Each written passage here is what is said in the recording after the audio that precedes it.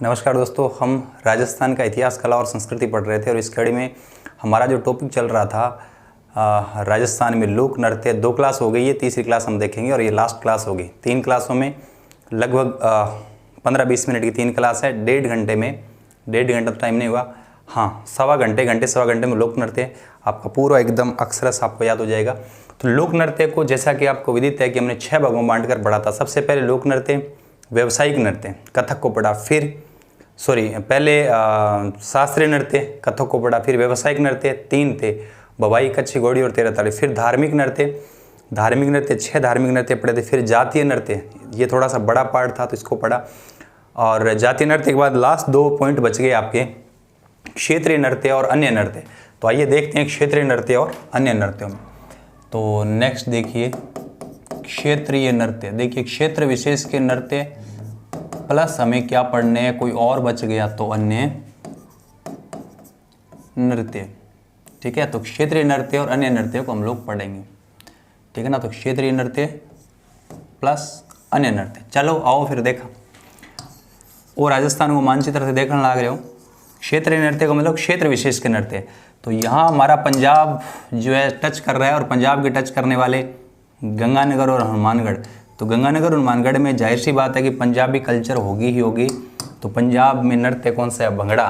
तो याद रखना, क्षेत्रीय नृत्य हम आपसे पूछ ले, है ना, जो है हनुमानगढ़, एक सेकंड, या मैं सिंपल लिखूं कि हनुमानगढ़ प्लस गंगानगर में कौन सा नृत्य होगा? हनुमानगढ़ और गंगानगर में कौन सा नृत्य होगा? ये होगा आपका भंगड़ा। ठीक है, चलिए फिर हम बात कर लेते हैं बीकानेर में आपको पता ही है, आपने पढ़ ही लिया कौन सा, अग्नि नृत्य। बीकानेर में कौन सा है? अग्नि नृत्य। बीकानेर के बाद आगे आ जाओ आप जैसलमेर। देखो अपन हिंडा खाना है ना, हिंडा खाना है मतलब हिंडा लेना है, तो बहुत दूर जावांगा, तो दूर जैसलमेर है, तो हिंडा खाना में हिंडोला नृत्य। तो याद रखिए जैसलमेर में कौन सा नृत्य हो जाएगा? हिंडोला नृत्य। बहुत इजी है। जैसलमेर के बाद याद रख लीजिए ये आपका मेवाड़ है और ये आपका बाड़मेर है। मेवाड़ और बाड़मेर में 1-2 नृत्य कॉमन है, तो मैं सिंपल लिख रहा हूँ मेवाड़ के लोगों ने भैया रण बहुत किया था, रण नृत्य। ठीक है, गेर और गरबा रण मेवाड़। तो मेवाड़, गेर, गरबा गुजरात का, तो मेवाड़ के टच करे तो मेवाड़ में रण बहुत ज़्यादा किया था मेवाड़ वालों ने, तो रण, गेर और गरबा। गेर याद रख लीजिए, गेर ध्यान रखना, मेवाड़ में भी है, और ये गेर कहाँ है? बाड़मेर में। मेवाड़ के लोग तो तलवारों की गेर खेलते हैं भैया, मेवाड़ में तो तलवारों की गेर है। जबकि याद रखना आंगी बांगी की गेर बाड़मेर में, आंगी बांगी की गेर बाड़मेर को गांव है एक लाखोटा, तो लाखोटा गांव में आंगी बांगी की गेर है, जहां 8-8 किलो के घुंघरू बांधकर, है ना, है ना, ये गेर खेलते हैं। तो याद रखिए गेर। क्लियर है? इधर से आइए, इधर ये देखिए झालावाड़ में बिंदोरी, तो मैं लिख देता हूँ झालावाड़ में याद रखना बिंदोरी, विवाह के अवसर पर। झालावाड़ में बिंदोरी कब? विवाह के अवसर पर। झाल गई तो बंदोरों कड़ है बिंदोरी है। फिर याद रखो कोटा में आपको बताया था मांदल है, महिला का है, और किसका है? गरासियों का है। चलिए फिर मेवाड़ के बाद आप थोड़ा और ऊपर चलिए, तो आपसे मैं बता दूं कि ये मेव क्षेत्र है, तो मेवात बोले तो ध्यान रखना अलवर और भरतपुर में मेव जाति के लोग रहते हैं। तो अलवर और भरतपुर में मेव जाति जहाँ रहते हैं वहाँ मेवात क्षेत्र, और वहाँ की बोली हो जाएगी मेवाती, ई प्रत्यय लग जाएगा। मेव में आपको ट्रिक बताई थी रख, तो क्या हो जाएगा? रत बई। रै से क्या हो जाएगा? रण बाजा, और ख से क्या हो जाएगा? खरी। अब मैं लिख दूं भरतपुर भरतपुर में ब्रज क्षेत्र है, तो ब्रज में तो क्या है भैया, रसिया पढ़ लिया। रसिया के साथ याद रखना हुरंगा, रसिया और हुरंगा, क्लियर है। तो ये क्षेत्र विशेष के थोड़ा थोड़ा आप ध्यान रख लीजिए। मेवात मतलब अलवर भरतपुर दोनों है, तो याद रखना रख, रतबी रणवाजा खारी, ठीक है। भरतपुर में ब्रज है तो ब्रज है तो रसिया और हुरंगा। कोटा में मांदल आपने पढ़ रखा है। झालावाड़ में झाल गए बिंदोरी काट देंगे, विवाह के अवसर पर है, क्लियर है। मेवाड़ गेलों का रण बहुत करो, तो रण गेर और गरबा। गेर ध्यान रखो, मेवाड़ में तो तलवारा की गेर है, जबकि आंगी बांगी लाखों टका 8-8 किलो का घुघरू है। बाड़मेर में जैसलमेर में हिंडा लेने जावा तो हिंडोला। बीकानेर में अगनी हनुमानगढ़ गंगन भंगड़ा। और एक बच गयो बाड़मेर, जगह में आप पढ़े हो, आपको बताया था बाड़मेर का, तो बाड़मेर का आपको याद है ना। बाड़मेर में बंजारा जाती है, उनका कौन सा है, मछली है ना, हर्षोल्लास के साथ शुरू होता है और दुखद अंत होता है, ये हमने वैसे पढ़ रखा है। तो क्षेत्रीय नृत्यों में हमने ये देखा, और भी हमारे क्षेत्रीय नृत्य उनको भी हम देखने का प्रयास करेंगे। नेक्स्ट देखोगा तो इन्हें देखो, क्षेत्रीय नृत्य हम और थे देखोगा तो आ जाओ। सबसे पहले मैं शेखावाटी क्षेत्र की चर्चा करूं। शेखावाटी क्षेत्र के क्षेत्रीय नृत्य देख लीजिए। आपने पढ़ लिया एक तो शेखावाटी में क्या पढ़ा, कच्छी घोड़ी व्यावसायिक नृत्य पुरुष लोग करते हैं, है ना। कच्छी घोड़ी के अलावा यहाँ डफ है ना, डफ याद रह जाएगा, ठीक है। इसके अलावा जिंदा दिल के होते हैं शेखावाटी के लोग, मेल भी और फीमेल, ये युगल नृत्य मेल और फीमेल साथ करते हैं ना, याद रह जाएगा, है ना। डफ या चंग, ऊपर हमने पढ़ा डफ या चंग, तो याद रखिए कच्छी घोड़ी है, डफ या चंग भी शेखावाटी में, जिंदाद भी है। और एक और याद रख लीजिए लहूर नृत्य, या ध्यान रखिए ये आपका अश्लील नृत्य, ये सवाल पूछा गया है। शेखावाटी का अश्लील नृत्य कौन सा, लहूर। जिंदाद हो गया है, याद रह जाएगा। तो शेखावाटी क्षेत्र के ये आप लोगों को थोड़ा थोड़ा याद रखना है। तो शेखावाटी में आपने देखा कच्छी घोड़ी देखा, काठ की घोड़ी व्यावसायिक नृत्य, डफ चंग देखा, जिंदाद देखा, ये और लहूर नृत्य असली नृत्य है। आप एक गीदड़ नृत्य और है जिसको भी अपन देख लेंगे। तो नेक्स्ट आप याद रख लीजिए गीदड़ नृत्य, ये भी एक कबूतरी नृत्य है, ध्यान रखिए। ये शेखावाटी के केवल किसमें है, चूरू में एक नृत्य है, याद रख लीजिए। चूरू का नृत्य कौन सा है, कबूतरी नृत्य, ठीक है। तो ये आपका इलाका कौन सा हो गया, शेखावाटी। शेखावत राजपूतों के शासन की वजह से शेखावाटी इलाका ये कहलाया। फिर आप आ जाओ शेखावाटी के अलावा ये आपका मारवाड़ है, मारवाड़ में आ जाओ। तो मैं यहाँ लिख रहा हूँ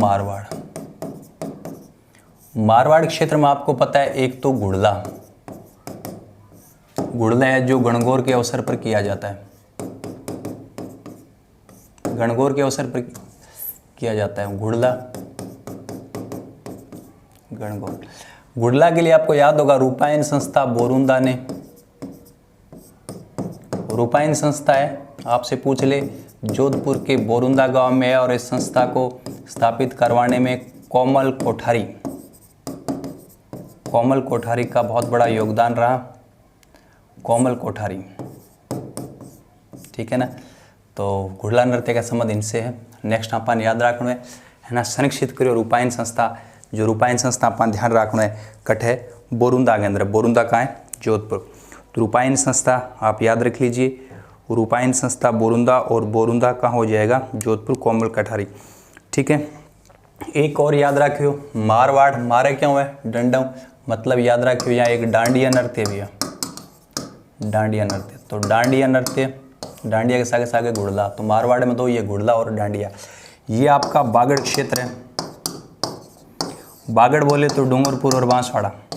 तो मैं लिख देता हूँ ये आपका कौन सा क्षेत्र है, बागड़ क्षेत्र है। बागड़ में देखो कौन कौन सा है, बागड़ में एक तो है पेजण तो दीपावली के अवसर पर किया जाता है दीपावली। एक बागड़ में याद रख लीजिए उसको क्या बोलते हैं, धाड़ नृत्य, इंद्र को खुश करने के लिए धाड़ नृत्य है वो, इंद्र को क्या करने के लिए, इंद्र को प्रसन्न करने के लिए धाड़ नृत्य। तो बागड़ क्षेत्र में दो पेजन होली पर और धाड़ नृत्य इंद्र को खुश करने के लिए कौन सा नृत्य किया जाता है? धाड़ नृत्य किया जाता है। ठीक है। बिंग अलावा और अपने राजस्थान के अंदर छोटे छोटे क्षेत्र की यदि आप बात करें तो अपन ध्यान रखना है। ये देखिए आपका जालोर बच गया। जालोर के अंदर 2 नृत्य बहुत फेमस है, वो मैं आपको बता दूं। यहाँ मैं लिख रहा हूँ जालोर। जालोर का एक नृत्य ध्यान रखना, ढोल नृत्य। ढोल नृत्य तो आपको याद रखना है, विवाह प्लस शुभावसर के अवसर, शुभ अवसर पर यह किया जाता है। और ढोल नृत्य की जो शैली आपसे पूछ ले तो ढोल नृत्य की शैली है थाकना। और ये प्रकाश में कौन लाए थे? प्रकाश में लाने का श्रेय तो भैया 10 नंबरी लक्कड़ के फक्कड़ धुन के धनी शेरे राजस्थान ने किसको कहते हैं? जय नारायण व्यास। तो प्रकाश में कौन लाए? जय नारायण व्यास। शैली कौन सी है? थाकना। ढोल नृत्य कहाँ का? जालोर। विवाह या शुभावसर पर किया जाता है। जालोर में एक नृत्य और आप याद रखो तो याद रख लियो, लूम्बर नृत्य। लूम्बर नृत्य, लूंगिंग व जाड़गे। तो लूम्बर नृत्य भी किसका है? लूम्बर।